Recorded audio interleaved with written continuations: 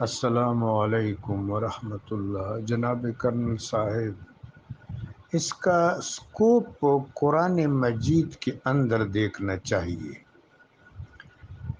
سیدنا علی کرم اللہ تعالی وجہ الکریم نے بڑا پیارا کلیہ بتایا ہے، اے کاش کہ یہ مفسرین اس کو دیکھتے۔ آپ فرماتے ہیں القرآن یفسر بعدہ بعد، کہ قرآن کی تفسیر قرآن کے اندر موجود ہے۔ قرآن کی کچھ آیات کچھ کی تفسیر کرتے ہیں۔ اب آپ غفار کو قرآن میں دیکھیے کہ یہ براڈر پراسپیکٹ میں ہے، اس اسم کا سکوپ بڑا ہے، صرف گناہوں کو بخشنے والا نہیں، اس کا سکوپ بہت بڑا ہے۔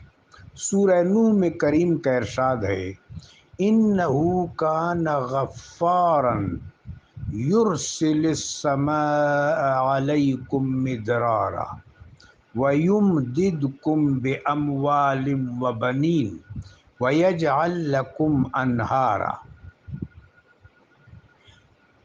انہو کان غفارا، وہ غفار ہے، یرسل السماء علیکم مدرارا، وہ آسمان سے تم پر باران رحمت برساتا ہے۔ یعنی غفار وہ جو باران رحمت برساتا ہے اور رزق رسانی دیتا ہے۔ وادیاں پانی کی نور سے چمک اٹھتی ہیں، کھیتوں میں ہریالی، سرسبزی اور شادابی آتی ہے، کھیت لہلہا اٹھتے ہیں، زمین پر سبزہ اور ایک بڑی خوشگواریت پھیل جاتی ہے۔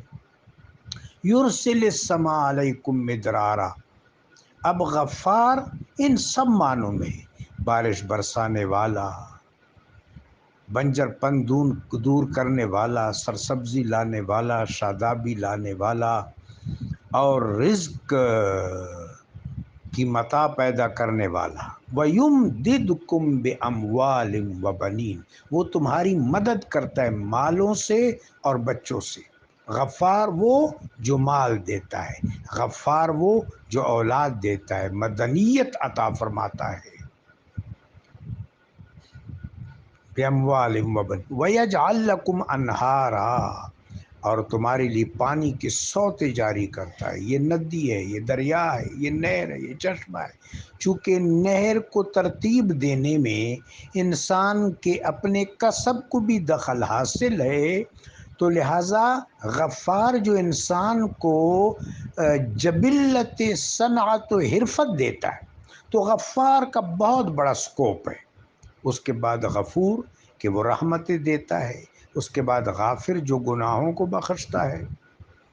تو ان الفاظ میں، ان الفاظ مبارکہ کے اندر ان کی معنویت، ان کا مفہوم، ان کی تفسیر، ان کی اثر پذیری موجود ہے۔